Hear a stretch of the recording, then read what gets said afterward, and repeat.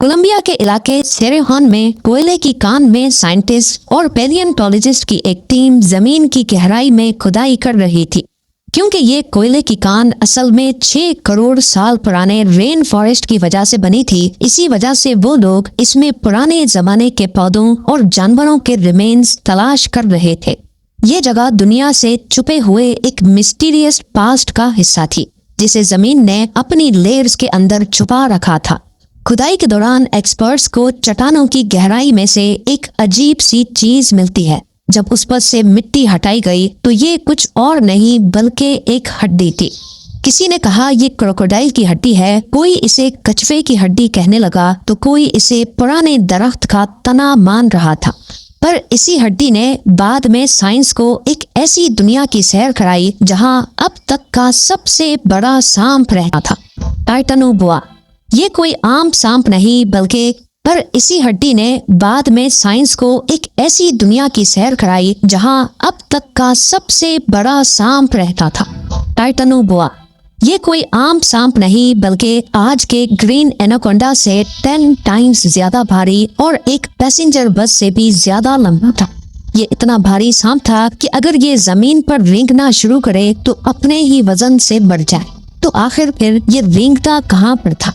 एक मामूली हड्डी ने एक्सपर्ट्स को अमेज़न के उस इतिहास में पहुंचा दिया जहां का नक्शा ही बिल्कुल अलग था। टाइटैनोबोआ की इस जिसामत की असली वजह क्या थी, ये शिकार कैसे करता था और आखिर ऐसा क्या हुआ कि अमेज़न के जंगलात में इसकी बादशाहत का खात्मा हो गया। टाइटैनोबोआ की दरियाफ्त कोई अचानक होने वाला वाकया नहीं था, बल्कि ये सिलसिला 1994 में शुरू हुआ। एक लोकल जियोलॉजिस्ट हेनरी गार्सिया ने सेरेहॉन की कान में एक अजीबोगरीब चीज देखी जो किसी दरख्त की टहनी का हिस्सा मालूम होता था। उस वक्त किसी ने इस पर ज्यादा अटेंशन नहीं दी और इसे स्पेशल बॉक्स में डालकर रख दिया गया। तकरीबन एक दहाई बाद साल 2002 में एक और जियोलॉजिस्ट फेबियानी हेरेरा को भी यहाँ से वैसा ही एक फॉसिल मिला। इन जियोलॉजिस्ट का असल मकसद पेलियोसीन फ्लोरा पर रिसर्च करना था ताकि ये पता लगाया जा सके कि दुनिया के पहले ट्रॉपिकल रेन फॉरेस्ट कैसे दिखते थे। इस कहानी में असल मोड़ 2007 में आया जब इन फॉसिल्स को Florida museum of natural history में पहुंचाया गया। वहां मालूम पड़ा कि ना ये दरख्त की टहनी है, ना इसका स्ट्रक्चर मगरमच्छ की रीढ़ की हड्डी से मैच करता है। पर जब उन्होंने इसकी बनावट को आज के एनाकोंडा और पाइथन की हड्डियों से कंपेयर किया तो हैरत की इंतहा ना थी। ये हड्डी एनाकोंडा की हड्डी से 3 गुना ज्यादा बड़ी और मोटी थी। इस मौके पर एक्सपर्ट्स ने इसे फौरन एक सांप की हड्डी के तौर पर पहचान लिया। आप खुद अंदाजा लगा लें, राइट साइड पर वो हड्डी है जो कोयले की कान से मिली थी और लेफ्ट साइड पर एनाकोंडा की रीढ़ की हड्डी। साइंस की दुनिया में साइज की इम्पोर्टेंस बहुत ज्यादा होती है और टाइटैनोबोआ ने हर पुराने रिकॉर्ड को तोड़ दिया। एक्सपर्ट्स ने इस रीढ़ की हड्डी की मदद से सांप की लंबाई का अंदाजा लगाने के लिए मैथमेटिकल मॉडल्स का सहारा लिया। उन्होंने देखा कि सांपों में रीढ़ की हड्डी का साइज उनकी टोटल लंबाई के साथ बराबर का ताल्लुक रखता है। यानी सांप की रीढ़ की हड्डी का साइज बता सकता है कि सांप की टोटल लंबाई कितनी होगी। इन कैलकुलेशंस के जरिए मिलने वाली रीढ़ की हड्डी से सांप का जो साइज निकला वो 42 से 50 फीट था, यानी आज के एनाकोंडा से तकरीबन 2 टाइम्स ज्यादा। टाइटैनोबोआ महज लंबा ही नहीं बल्कि उसकी मोटाई एक मोटे आदमी की कमर जितनी और उसकी जिसामत इतनी भारी थी कि वो एक सेडान गाड़ी जितना वजनी था, तकरीबन 1200 केजी या फिर एनाकोंडा से 10 टाइम्स ज्यादा भारी। 1.2 टन का वजन आज के किसी भी जमीनी सांप के लिए नामुमकिन वजन है। इस डिस्कवरी ने दुनिया भर में तहलका मचा दिया क्योंकि असल में ये था सांपों का बादशाह जिसे बाद में टाइटैनोबोआ का नाम दिया गया। असली सवाल ये नहीं था कि वो कितना बड़ा है, बल्कि हैरानी की बात ये थी कि वो इतना बड़ा आखिर क्यों है। आज के सांप इतने बड़े क्यों नहीं होते? इसका जवाब छुपा है मौसम में। जी हाँ, सांप एक्टोथर्मिक यानी ठंडे खून वाले जानवर होते हैं।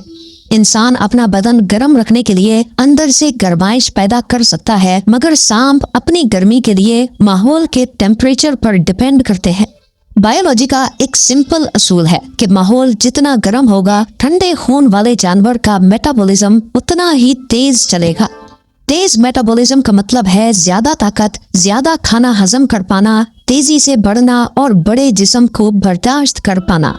टाइटानोबोआ की डिस्कवरी ने एक्सपर्ट्स के सामने सिर्फ एक नया सांप ही नहीं बल्कि उस वक्त के मौसम का थर्मोमीटर भी पेश कर दिया। टाइटानोबोआ की ये जायंट बॉडी इस बात का जीता जागता सबूत थी कि 6 करोड़ साल पहले उस वक्त कोलंबिया के इस माहौल का टेम्परेचर आज से कहीं ज्यादा था। उस दौर में धरती का मौसम इतना गर्म था कि साल भर दिन रात हर वक्त टेम्परेचर 32 डिग्री सेल्सियस से ऊपर रहता था। अगर एवरेज टेम्परेचर ही इतना ज्यादा था तो जाहिर है ह्यूमिडिटी भी इंतहा की होगी, इतनी कि शायद सांस लेना भी भारी लगे। ये एक ऐसा ढका हुआ जंगल था जो कभी ठंडा नहीं होता था। इस लगातार गर्मी ने टाइटानोबोआ को ये ताकत दी कि वो इतना बड़ा हो सके। आज का अमेज़न रेन फॉरेस्ट जो हमें काफी नम और गर्म महसूस होता है, शायद टाइटानोबोआ के लिए बहुत ठंडा पड़ जाए। अगर वो आज जिंदा होता तो शायद इसी रेन फॉरेस्ट में जिंदा नहीं रह पाता, क्योंकि उसके इतने भारी जिस्म को चलाने के लिए जो एनर्जी चाहिए थी वो सिर्फ उसी शदीद गर्मी में मिल सकती थी। अब जाहिर है इतने बड़े जिस्म को जिंदा रखने के लिए खाना भी उतना ही खाना होगा।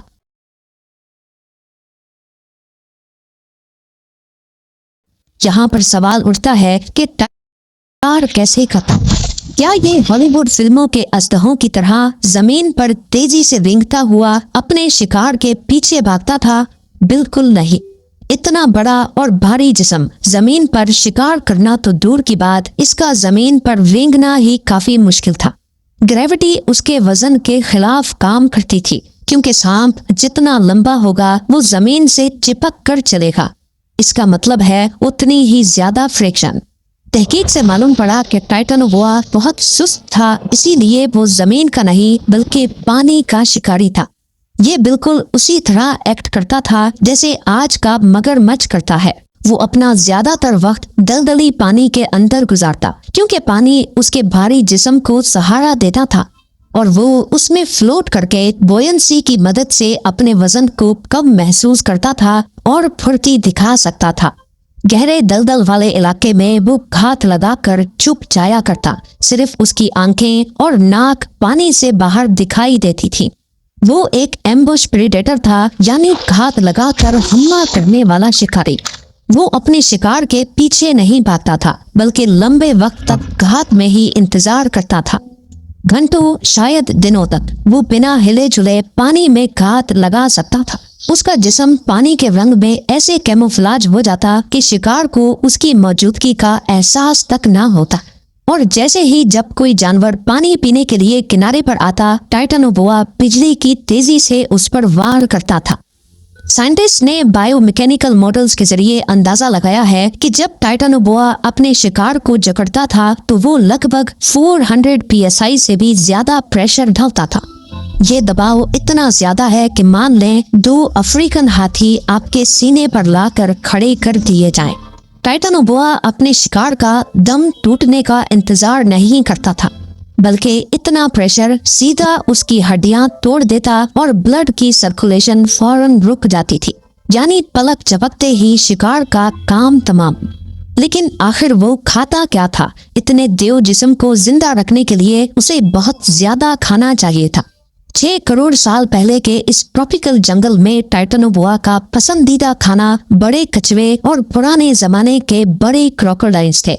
जी हाँ, उस जमाने में ऐसी किस्म के कछुए भी मौजूद थे जिनका साइज 8 फुट से भी बड़ा था, यानी एक स्नूकर टेबल जितना बड़ा कछुआ। टाइटानोबोआ ऐसे कछुओं को अपने जबड़ों में जकड़कर उनके सख्त शेल को चीर सकता था। उसके दांत मछली पकड़ने के लिए डिजाइन नहीं थे, बल्कि मोटी हड्डियां कुचलने के लिए बने थे।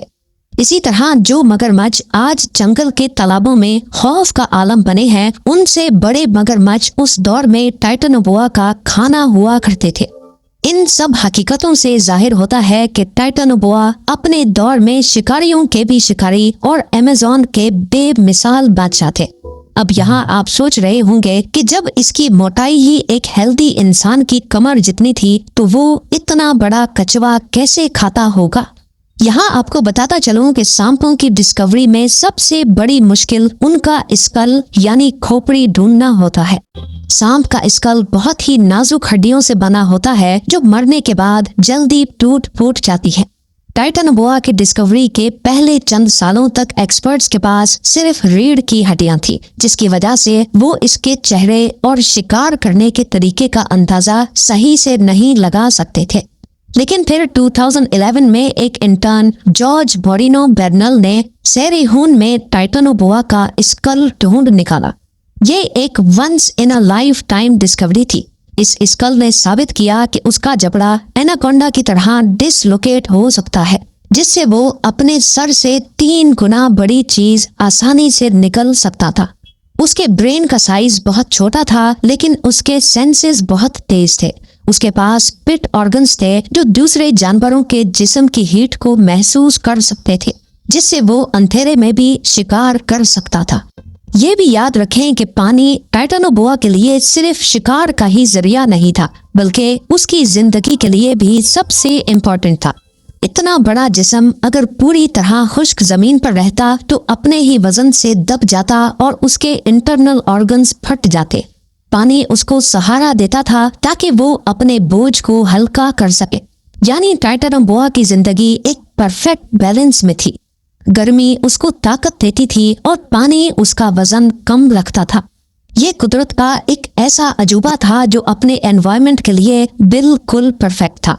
लेकिन यहाँ पर सवाल उठता है कि अगर वो इतना ही परफेक्ट था, इतना ताकतवर था और उसका कोई शिकारी दुश्मन भी नहीं था, तो आखिर जंगलात के ये बादशाह खत्म कैसे हुए? आज के दौर में वो हमें नजर क्यों नहीं आते? इसका जवाब बहुत ही सिंपल मगर काफी अफसोसनाक है। दुनिया बदल गई, टाइटनोबोआ खुद को उस तरह बदल ना सका।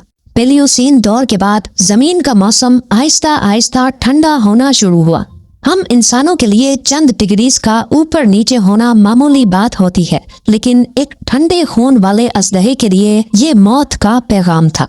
जैसा कि आपने पहले जाना, टाइटनोबोआ का मेटाबॉलिज्म माहौल की गर्मी पर डिपेंड करता था।